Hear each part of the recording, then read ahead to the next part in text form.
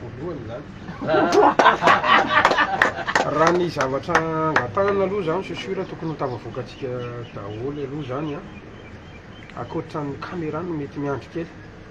aloha tena mandainga tsika ndray tsy mety le mampanantena nefa tsy mahatanteraka zary matsiaro olo lafa ndray tsika am'izany fa ny tena zava-dehibe zany de hoe zay vita no tenenina ny mahakasika misy menada koa ny ordinateur sy ny angambany mamety tokony tavavoakatsika ihany zany angambany micro sy ny tsaratsara nareo zany rehefa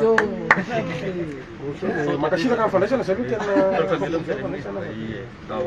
makasiraka indrindra aiza le mpanao gazety teo zany fa hoe mbola anao vaovao moa zareo tsika kely tombony kely ngambany izy mahazo tondra teny gouvernement anao politique eo mandaleto maty monsieur le ministre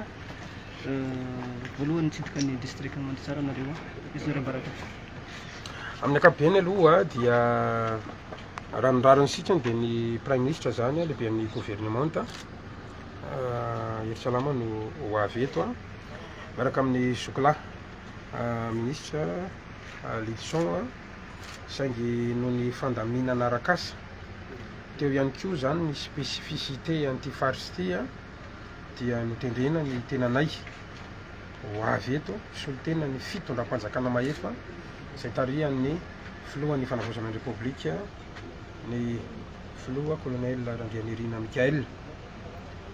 Ny antony voalohany moa zany dia anotrona ny amin'ireo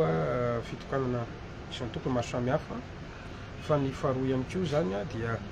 misy lafy ny ara-piarahamonina sy ara-politika izay hofantatrareo ihany koa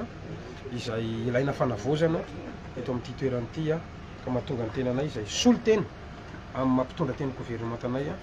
no atongavana eto amin'izao fotoana izao ary fifaliana tanteraka mihitsy.